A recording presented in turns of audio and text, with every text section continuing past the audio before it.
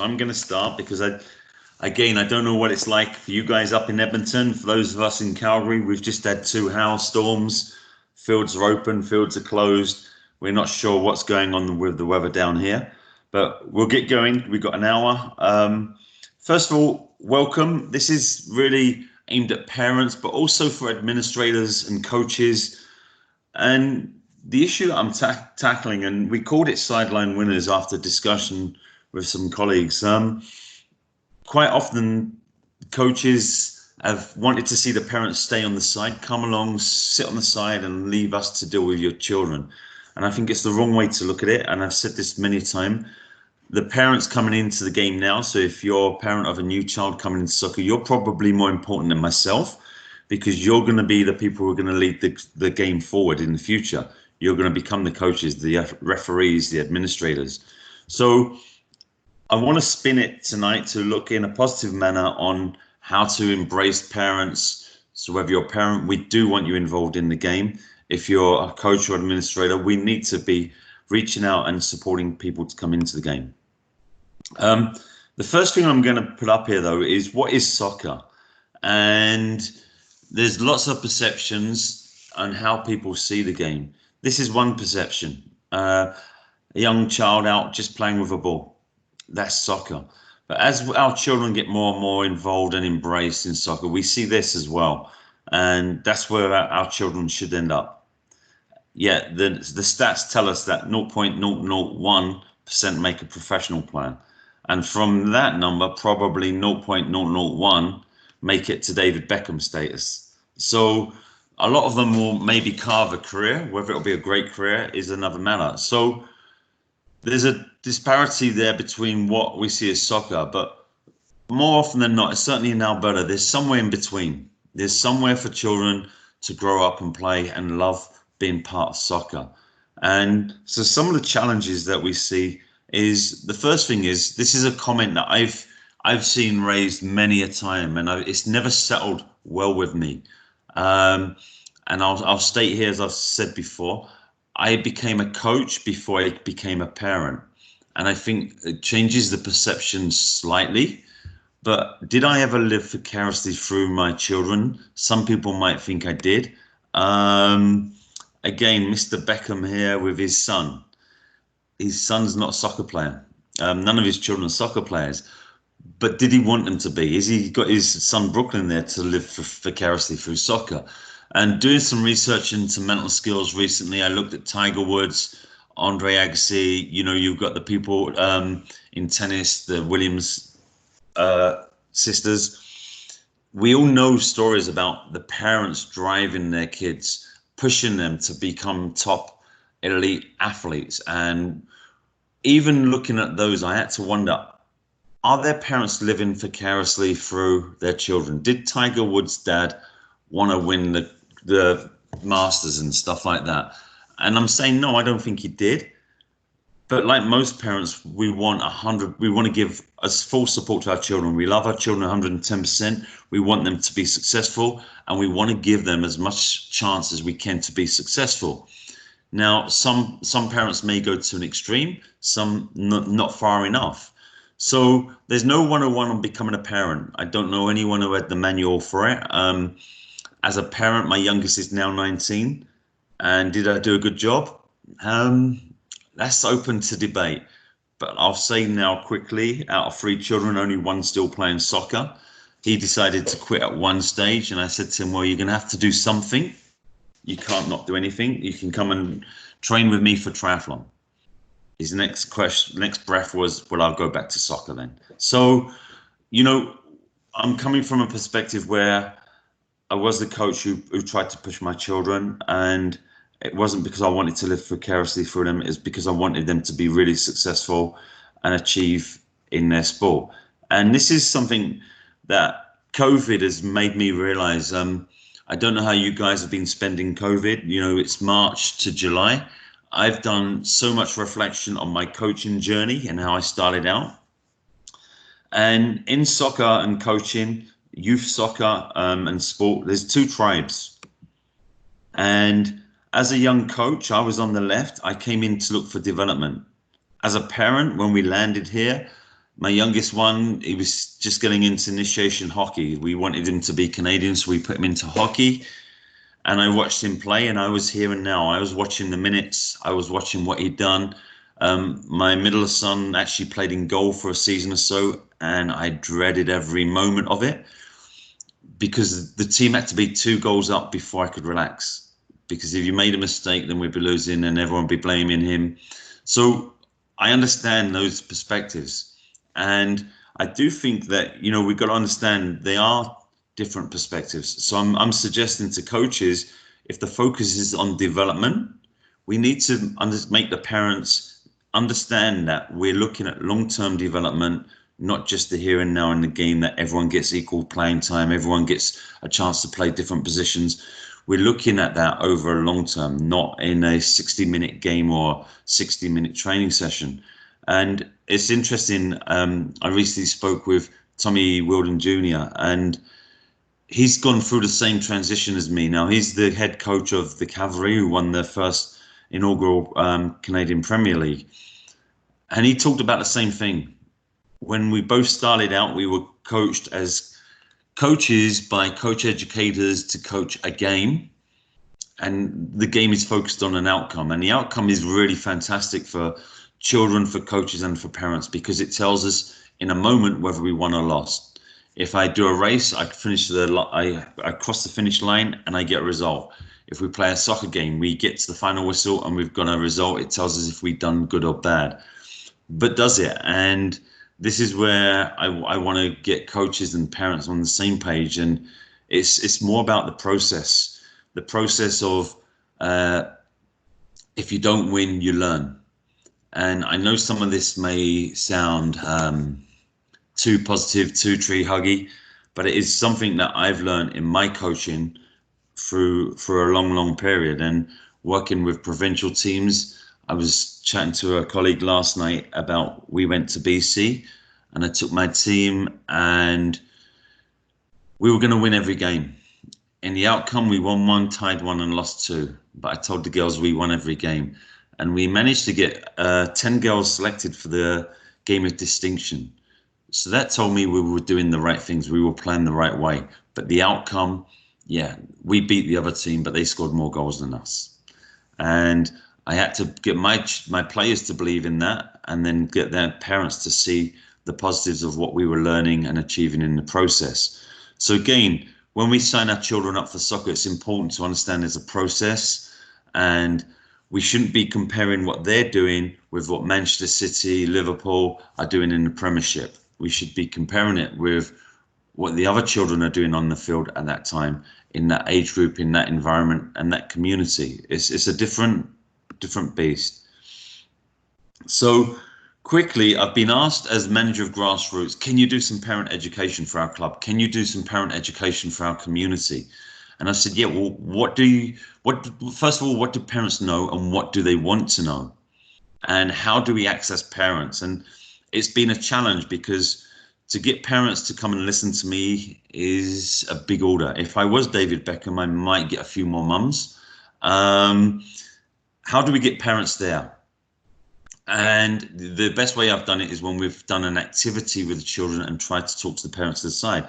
But as a parent looking back on what I wanted to know, these are some of the questions that I've got asked. And how can we support and nurture your children in sport? What is expected of children and parents? And then also importantly, what is expected of us as coaches? And we've got to make sure they're aligned. And then how can parents help? Quite often, even I've sat back as a parent and let the coach get on with it because it's their role. But quite often there's a lot of parents who would like to get involved. So can we embrace them and get them more involved? The next thing is, what do parents need to know? And it is just a game. It is just a game. And the bottom line is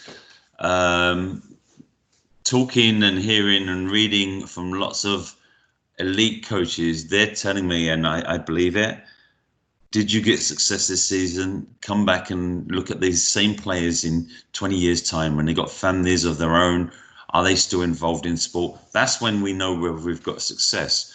So it is a game, but there's more to it than that. And the thing that I'm asking and I'm suggesting to coaches and parents that we sell, and I've been doing a whole webinar series for this whole COVID, and I'm asking coaches, especially who are coming onto the webinars, what was your greatest game? What was your greatest memory? And they don't tell me about the medals. They don't tell me about the scores. They tell me about times when they were playing a stronger team and they overcame them. They beat them. They tell me about great memories. I shared one of mine from playing in Scout soccer when I was Boy Scout soccer years ago. It was pouring in rain. I still remember it. No nets, 2 goal posts. We were getting beaten heavily. Someone took a shot and I managed to pull off a bicycle kick and kill a ball off the line. We didn't win. It's just a memory, and that's what we as coaches and as parent need to explain to our children. I'm sure every one of you as a parent would have done something in sport where something hit you, something was really memorable, and that's what we need to focus on instead of getting children in the car and saying, did you play well? Did you enjoy that? Share that memory. That was a great tackle you done there, fantastic header. Other things we need to think about: physical development and an active lifestyle. This is something that I'm advocating all the time. I'll come and talk about how we promote grassroots soccer in a moment, but we're developing children physically to grow into adults. And there's so many activities that we can do. And I've talked in presentations before about tag games. I had a parent say to me, why are you doing tag? That's got nothing to do with soccer. And he threw me totally, because a simple game of tag that we would have all done at elementary school has got everything to do with soccer, because soccer is an invasion game. So any invasion game is a game of tag where you've got to mark and cover people.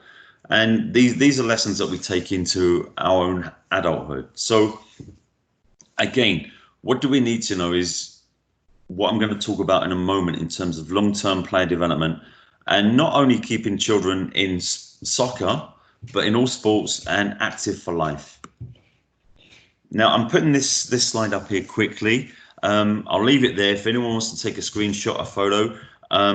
Changing the Game project is run by a guy from Bend in Oregon, and he's written a book. The book is there on the second link, free CTG book, and it talks about, again, you can read the ethos there, giving the game back to children instead of being too structured, too organized, too demanding. He promotes a video, The Car Ride Home. Some of you may have heard of it.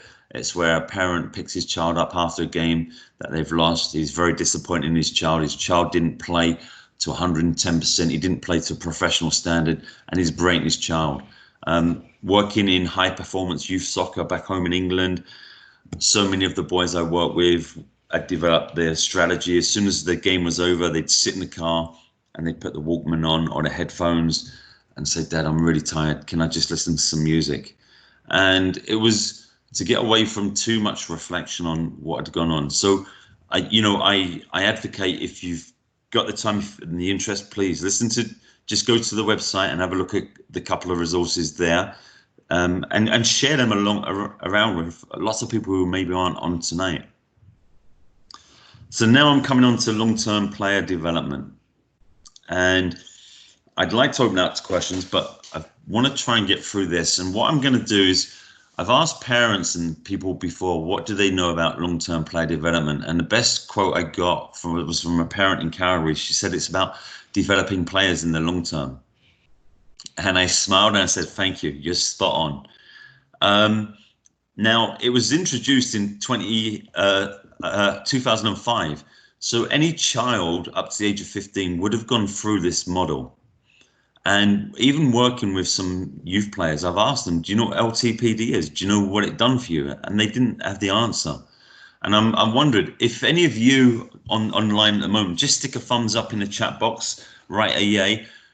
Do you feel you have a good understanding of long-term player development? So just please respond to me. I don't want it to be a podcast. How many of you have an understanding of long-term player development? And at the same time, how many of you got children in other sports? So if anyone can just put in there in that chat box, Or come off mute and tell me what sports you've got your children in. Anyone? Any hockey players? Swimmers? Swimming, fantastic. Wants to do gymnastics. So swimming, I know, and I was chatting to a parent the other night, has got long-term player development. This is not a soccer-specific thing that John Clubb has dreamed of. Swimming has a fantastic one, and it will tell you how much swimming children should be doing at each stage. And they don't adhere to it because swimming is an early entry sport. So when I go swimming at 6 in the morning, the pool is full of young kids who are beating me up and down their laps. So, okay, and I've got Harold there saying I've got a vague understanding of long-term player development. So it's a scientific program. There's a booklet that's got 60 pages in. I can give you the link and you can read it. But I'm going to give you the whistle-stop presentation that I give to coaches and parents now to try and give you a bit of an understanding. Now, when I landed in Canada 12 years ago, 80% of the NHL were Canadian. It's about 50% now. So where are the hockey players coming from? And when I ask this, parents normally say it's from Europe, which I like because I don't see many Englishmen playing hockey. They're coming from Scandinavia and Russia, where they're doing multi-sports. And I'm going to put this up, why change? So I'm going to talk about the preferred training model in a moment. And quite a lot of the coaching that we do now is very structured. We've got the pylons and it all looks great. And a lot of people have been harking back to the days of playing street soccer, street games, street shinny, you know, and I know in Canada, there's bylaws that stop people playing street soccer and shinny and stuff, which is crazy. I understand the cars, but I don't know how many of you used to play in the street and the call was car coming and everyone would run, car would go and we'd get back out there. Now, the other thing is, if you look at the two pictures, you got, I think, 3 coaches watching and 4 girls and 2 are sort of going. On the picture on the right, you've got every kid involved and active. So we want to try and recreate that. So we create players who want to play naturally. Now, before I go on to long-term player development, what is grassroots soccer? And I'm going to pose this question, and I just want you to think about it. We call it grassroots, house, recreation, and competitive. When I came on board with ASA, we had to define grassroots. And we come up with competitive, tier 3 to 1, leading to provincial, and recreation. Now, I was talking to one group and I said, so what is recreational softball? And the mum said, well, it's a fun league. And I smiled and I said, well, it's more of a beer league, isn't it? And she said, well, yeah, it's fun. And my pose back to you guys and anyone running programs is, when you take your child swimming, do you do a recreational swimming program or developmental program? Because swimming develops a life skill. And so I think we should be selling the same thing and understanding the same thing when we go to soccer. It's not just a house program. It's not just a recreational program. It's a development program because your children are going to be learning physical skills, social skills within there. So it was when talking to some coaches in Lethbridge, we came up with, really, we shouldn't be selling soccer as a fun social activity. It's a developmental program. And within that, we've got to challenge children through participation, make sure it's active and it's fun. So I'm saying there, we need to get the children to understand it's part of the process. Now, I've got a quote down here, and it's an experience. I was talking to a group of parents about long-term player development. And as I got into this conversation, a mum put her hand up and she said, we're leaving the soccer program tonight. And I said, why? I thought I'd said something wrong. And she said, yeah, we've had enough. My daughter's been in the program 2 years. They don't do any skills training or development. It's just games. And she stands on the field and no one passes to her because she's not very good, because she's not learned any skills. And when the ball does come near her, she just kicks it away because of that fact. So we've had enough. She's not enjoying it. And I spoke to the local coaches and they said the girl's dad was actually a football coach, a high-level football coach in the community, and he was ready to pull. And I spoke through long-term player development and she understood what we were trying to do. And we actually managed to get the dad to come in and help coach soccer as well. So I want you to understand that I hear so often from individuals in soccer from all positions, from admin, from coaching, team development to parents, they just want to play games. But you can't play the games unless you've developed the skills to pass and receive the ball. And if you look at soccer, it is such an intricate game. Like I say, for me now, I'm racing triathlon. It's simple. I swim, I run, and I bike forwards. There's not much to it other than that. Soccer, it's movement, it's coordination. There's so much more to it. And then the game decision elements come in. So I want you to really think about it. I don't know how many of you have played soccer. If you haven't, really look at and break down the skills that are required within it. So I'm going to talk long-term player development now. I don't know the other sports. They don't all align to the same stages. Like I say, swimming is early entry. Soccer, I would say, is more late entry sport. Gymnastics is an early entry sport. So we go active start, fundamentals, and learning to train. 4, 5, 6 is more the performance pathway. So stage 4 would be more provincial team. University, college is stage 5, and obviously stage 6, competing to win, is the professional clubs, FC Edmonton, Cavering, Calgary, and Christine Sinclair there. Stage 7 is us. It's all of us. It's where we end up. Wherever you've gone through stages 1 to 6, we hopefully get you all back in active for life. And that could be as a coach, as a player still, as an administrator, as a referee. So that's where we want to get you. It's a long... I want to say here, long-term player development isn't like a mortgage. It doesn't mean we want to take your children from stage 1 to stage 7. They may go off and do another sport, but come back in. Ideally, we want to see children who want to stay involved in sport of some form for a long period. So I want to ask quickly, child characteristics. Now, I'm conscious of the time, so I want to go through this. And if anyone's got any feedback, come on and tell me. I'm going to open out the next stage to you guys. In order to coach children, you've got to know who they are and what they are like. So I say it now to parents. I've been coaching for 30 years, but I don't coach soccer. I coach children to play soccer. So when I work with the provincial team, I'll coach Ali Anderson to play soccer. And I think it's a play on words, but it's a very important message to coaches and parents. If we only focus on the game, we negate the children. So in order to coach 5-year-old children, I must know what they're like. And I've said there some characteristics. Short attention span, sensitive, gross motor skills are being developed. They will require directions. I need you to stand over here. Can you come over here? We're going for a water break. Can I do your lace up? Okay. So I'm going to go back. Yeah. So I want to ask quickly, can anyone come? Has anyone online got a 7, 8, 9-year-old? So that's the fundamental stage.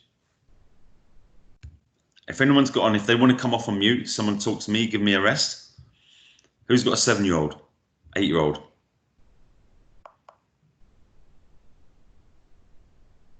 No one going to talk to me? Okay, I will go through. Fundamental stage, 6 to 8. U5s, okay. We'll come back to, you're going to tell me in a moment, Harold, what I should be teaching your U5s, okay? So for the slightly older children, I'm saying short attention span still. Sensitive, you'll see, I will go through in every single age group. So when I talk this through with parents, I'm saying with young children in kindergarten, early elementary school, they follow rules and understanding. Here, they've still got a short attention span. They're very sensitive. But when I look at any group of coaches I've worked with, they're equally sensitive. Someone says something that I don't agree with, I'm sensitive. So that doesn't change. But the next one is from gross motor skills, we're now developing those fine motor skill set. And there's an inquiring mind. So I'm saying, I used to tell my children that the world was flat when they were younger, because how can it be round? If it was round, we'd fall off. And they'd come back and say, no, Dad, you're wrong. The teacher said. So there's that inquiring mind within this age group, okay? And then for the last age group, the 9 to 12-year-olds, there for me is an interested attention. If they're still playing soccer, they start knowing about the game now. They've learnt the rules. You know, someone said to me earlier on, we need to teach the active start children the rules. And I'm like, no, most of the professional players and referees don't know the rules. So why should I teach them that? We just want them to get engaged. But here there's an interested attention. They'll be watching YouTube. They'll know who Marcelo Bielsa is. They're sensitive still.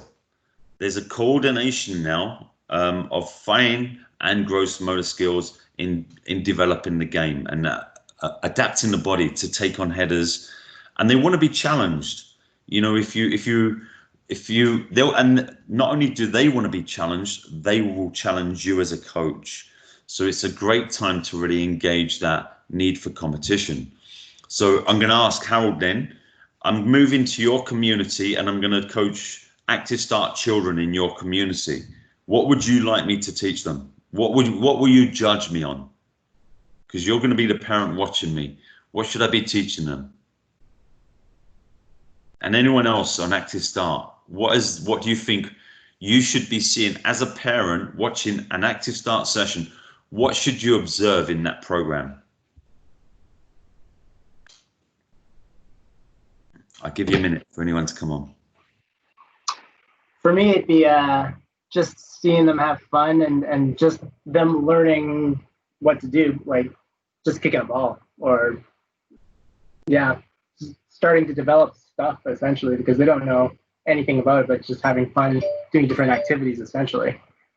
Okay, so we're talking active start.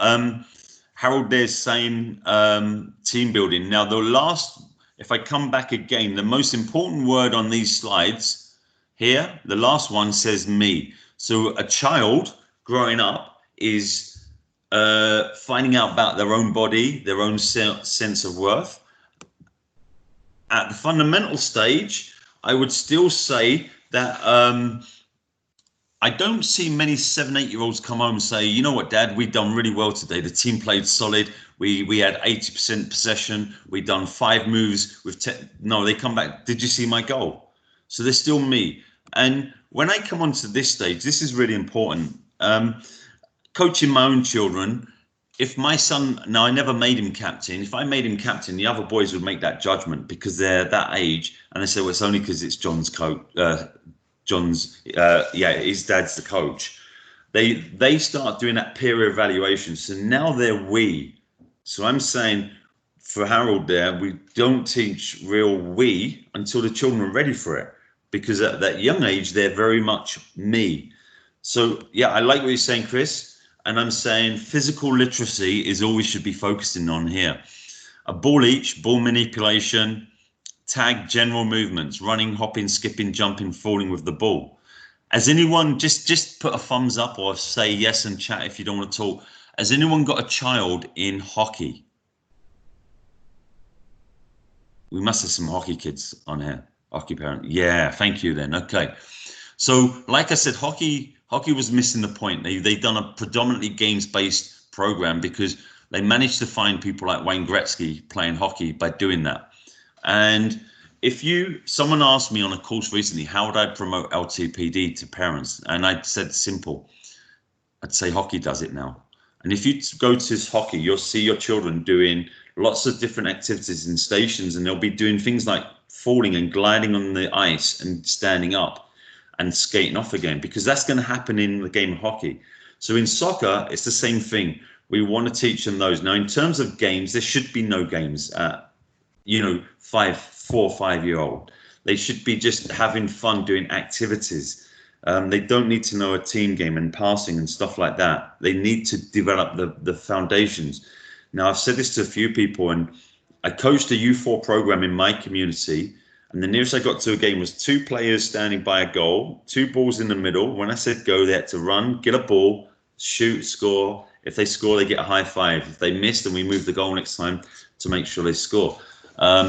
It's all, you could say it's all nicety nice, but remember, these children are sensitive. Now, I had about 20 parents there watching a 16-week program for U4s. That was the nearest I got to a game. 45-minute sessions. Anyone want to tell me how many complaints I got for no games? Anyone hazard a guess?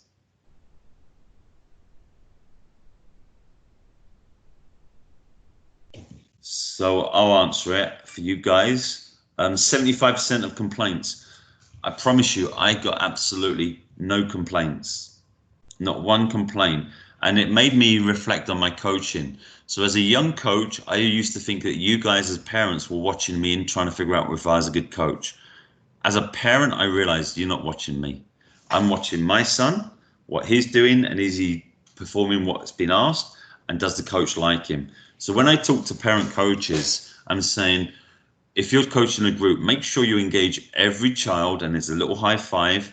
Sadly, we can't do that nowadays, but there's that engagement because the mum's looking for that engagement. And as long as the child is active, having some fun and being challenged, then they're happy. The game comes later on, and I liken it to me saying that I'm going to go to law school. You wouldn't want me to defend you in court if I'm doing my first semester of law school. So you wouldn't want your children playing 11-a-side soccer in their first semester of soccer. In terms of the next stage, this is what we're asking, ball mastery. So if you go back, we said the fundamental stage is gross and fine coming together. So this is where we want to get children passing, shooting, and dribbling, turning moves to beat a player. Games now come in, and they're small-sided games. There's lots more touches on the ball and interaction. And I'll talk briefly about it shouldn't be the same teams all the time. We should mix the teams up and let the players mix up and play with different children so that they learn from those experiences. You know, at the end of the day, when a child comes off the field, they really don't mind who they played with as long as they were active and got involved. Again, I'll go back to the process outcome. We as parents like it when our children are grouped together with the same group because we get to know the parents and we can see how well they're doing in terms of outcomes. Children just want to go and play with lots of other children at this age. And so we're asking lots of tricks. Now, I was speaking the other day to a coach, and I don't know if any of you know what the rainbow is. There's a little flick where you bring the ball over the back of your head. On our mini stars program with 9-year-olds, I no longer coached that. I couldn't coach it because the children at this age who are gaining that strong interest have the best coach in the world. And the best coach in the world, anyone tell me who the best coach in the world is?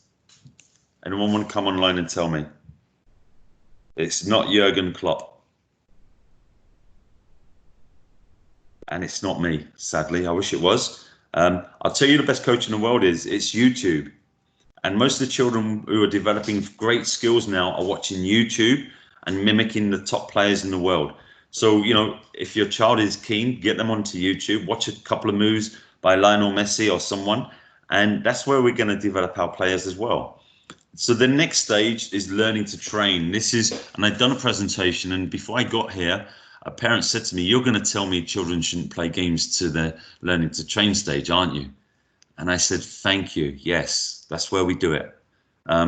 Because remember what I've just said, this is where we've got that peer evaluation, the understanding and working together. So when I done a program here called the Mini Stars, we done 3v2, 2v1 games. The first thing children say when teams are unbalanced is it's not fair. But this is the stage where you say, okay, it's not fair, but what are you going to do about it? And they go about and they try and challenge it. Did someone want to come and say something then? Please come in and challenge, ask me any questions if you've got them. The suggested game format is 7v7, 9v9. I can remember being in England when we brought in small-sided games and there was so much opposition, but really it's the stages of development that we go through in order to develop players who can play the 11-a-side game. I'll go back to the young girl playing soccer and standing in the middle of the field because she hadn't followed this process. I also coached my son's team at U16 Tier 2 in Calgary. And my assistant coach was an Egyptian guy who was very, very passionate about soccer. And he said, John, we've got to coach them one-touch play. They've got to do one touch. I said, we can't. I said, do you not watch their shoulders and hips? They don't open them. Again, I'll say that when I work with scouting players for provincial teams, I will look at shoulders, hips. These boys would receive the ball facing where it come from, stop it, turn, and then pass it. So they miss physical literacy. So that's why these building blocks are so important in order to create players who love playing the game and stay in it. Any questions on anything I've said there, or any challenges, please? And I do mean that. I want challenges. I don't want to be seen that I'm right. It isn't my one. But if you've got any questions about that, you know, because what I'd like is that you're going to be the champions that go back to your communities and talk about this. And there'll be a video of this online so that people can watch bits of it. Now, what I'm going to go through here is when this was brought in 15 years ago, these were the benefits that Canada Soccer said LTPD would bring to soccer. And I just want to review them. I looked at them briefly. It eliminates gaps within the player development system. And growing up, there was lots of gaps. You were either really good or not very good. And there was big gaps here. I can see a pathway where we keep the players and develop them at the stage appropriate times. Guides for optimal athlete performance at all stages. So again, what this is talking about is we're recognizing the attention span, the me and we, how children receive coaching and what the game looks like for them, rather than, you know, Matt's online here from Alberta Soccer as well. We grew up in England and we would have played 11-a-side soccer at 7. And we would have stood in square holes as square pegs. So the stages allow for optimal performance development, provides a framework for program alignment and integration. There's pathways, they're being refined all the time, but that's the hope that the professional clubs all the way down will adopt long-term player development so that everyone knows we're working on the same page. And it's a challenge in Canada. Someone did say to me, someone outside of soccer said, what amazes me in Canada is that we're a country of immigrants, but we can't win the World Cup. Why is that? Because the English are better than the Italians, and the Italians are better than the Dutch, and the Dutch are better than the Germans, but the Germans always win the World Cup. So everyone has an opinion. So this is an idea that, and John Herdman now is obviously leading the helm for Canada Soccer, and there is a framework being developed around this. Scientific principles and practical coaching experiences. So a lot of this, the support that we're bringing out on how to coach, it has been developed through processes of coaching for years. It's not a volunteer saying, well, it worked for me as a player, so I'll do this. That is how coaching in the professional game happened for many years in England. I done this as a professional player, so now you're going to do this as a professional player. More players learning at their level and having fun. And again, I spoke online just the other night, and there was a dad who played professionally, and he said at Active Start, he wants to start introducing terminology that players use when they get older. And I shuddered. I didn't want to shut him down. But when I'm working with 4-year-olds, I use their language. When I do dribbling, I do stinky pinky with my big toe, little toe. It's their language, and they love it, and they do it. I used to watch children coming into my sessions, and they would go off chanting to themselves, stinky pinky. I don't talk about instep and outside, instep and outside. So again, we've got to understand that when coaches are working with your children, you've got to understand they've really got to work with the children and not the game.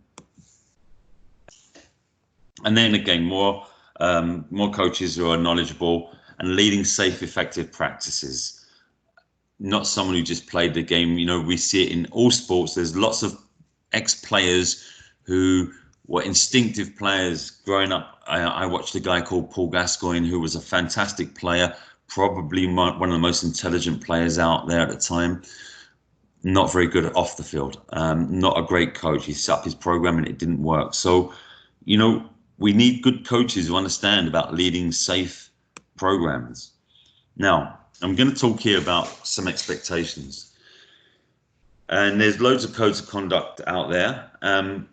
What you should expect from coaches, and I would expect from any coach employed by me, is that they're punctual, they dress appropriately. We don't want them coming along in work shoes.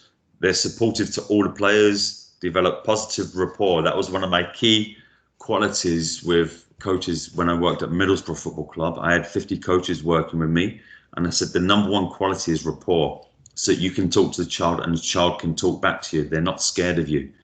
Responsive to all parent questions, and it doesn't mean when we landed, we had a coach do an introduction to my son's U10 team, and he said all the boys at full team will go to Germany for tryouts. So my wife at the time asked, said, so this team's staying together till then? And he said, no, there'll be tryouts, there'll be movement, but we're hoping that. And so one of the other parents said to her afterwards, wow, you were brave to talk to the coach. He was just a parent coach. We should be able to, but if we go to coaches as parents, we need to be able to talk on an adult level when we have those questions. Knowledgeable planning creates fun and a challenging environment for all. That should be for the children and the parents. When I used to coach in my community, the parents used to watch, and it was a bit like Disney. I'd do a joke that would be received on different levels. The most important expectation from coaches, as we can see from this young coach here, the coaches have to have fun. And when I reflect on coaching, I'm asking parents to look at the coach. If the coach isn't having fun, I guarantee your child's not having fun. You shouldn't need to look at your child to think, is my son enjoying this? Is my daughter enjoying this? See if the coach is. If the coach is like this young girl here, I guarantee your kids are enjoying themselves. From players, there's not many expectations from players. Be punctual, be polite and respectful. Challenge their personal performance. Play and train within the spirit of the game. Have fun. We want the children to have fun. Otherwise, they don't keep coming back. And then last one for parents. I've got a few more for you guys. Offer support and encouragement to all. Address concerns directly with a coach. You know, and I often say this to children on high performance teams. If I say something or make a decision that you don't agree with, don't go and talk to your parents, because they can't deal with that. Come and talk to me. It's the same with you. I've seen it on a provincial team where a parent is addressing a child because they didn't get the game time they thought she should. So they thought that she had upset me. No, she hadn't upset me. I had to make a decision for the team in that game. So address concerns with the coach, and hopefully the coach will be supportive and can respond to those. Other ones I've got in here: enjoy the experience of watching your children perform within a developmental and competitive environment. And the last one is probably the most important. A good friend of mine told me that's what she says to her children in games. And I'm like, I was a parent, I was a coach parent. I never said that to my children. I used the one word that you shouldn't use, which is but. My sons would come off the field and they said, did I do good, Dad? And I'd say, yes, you done brilliant, son, but did you see that? And you could have done that. And that's why I look back and I don't know if I was a great soccer parent, maybe a better coach than parent. Last one for parents, probably the hardest one: have fun. It rings throughout. If we're not enjoying it, I mean it, and I've said this before, if you're asking your child to come and get in the car, we're going to soccer, and they're saying, no, I just want to finish this game on the game station, soccer's no longer holding it for them. Find something else. This is the process again. We learn through mistakes. On the Mini Stars program, I said this it was the children who were hurt more than the parents. When I said to the parents, we want your children to mess up and make mistakes, I could see the parents physically relax. And some of the kids are like, that's crazy.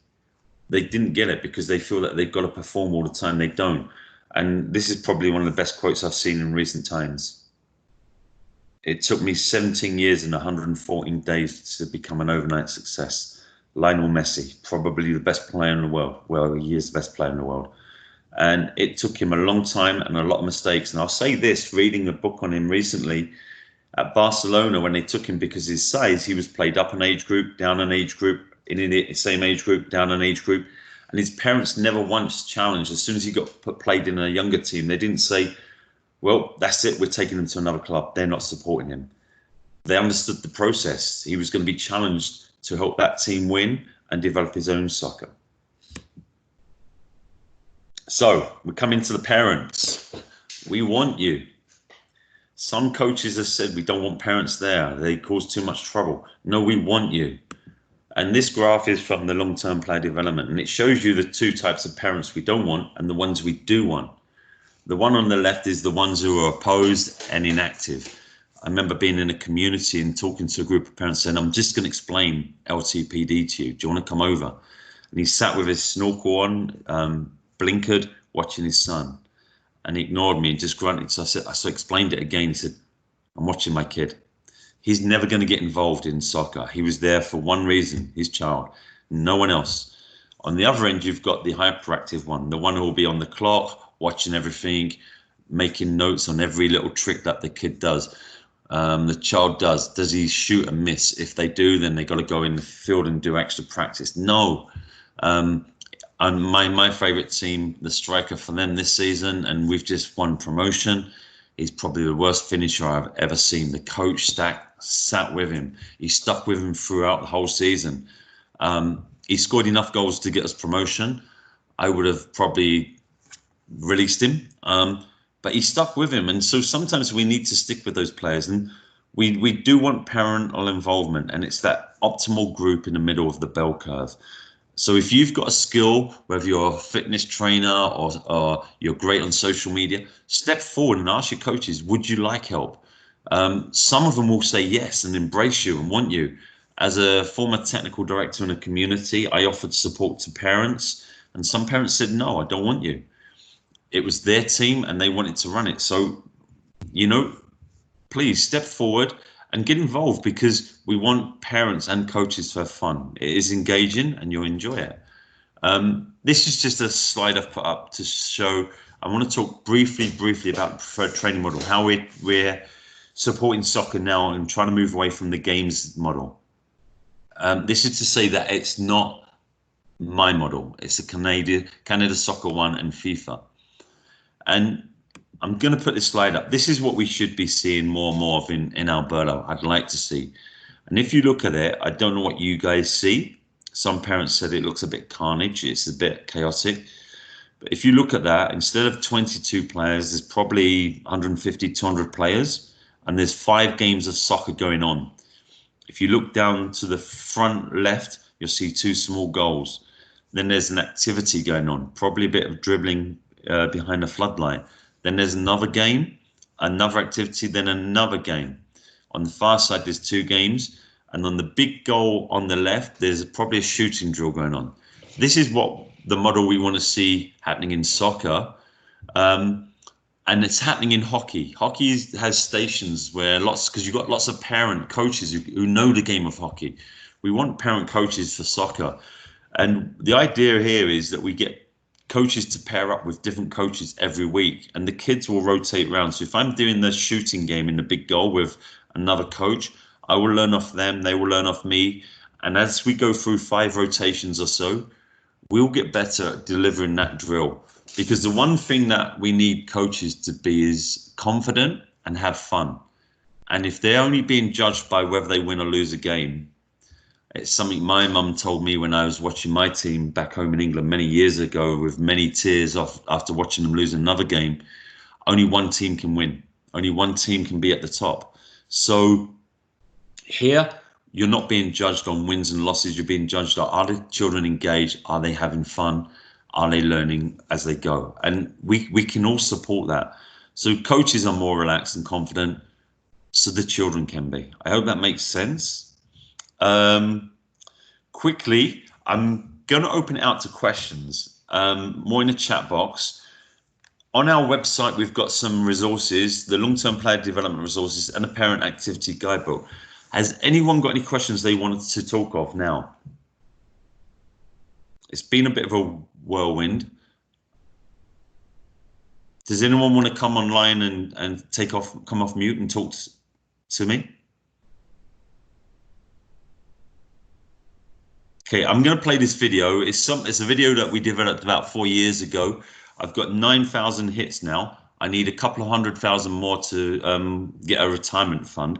Have a look. If you've got any questions, please put them in the chat box, or come back to me offline through my email, Alberta Soccer. But please, the message is that we want parents involved.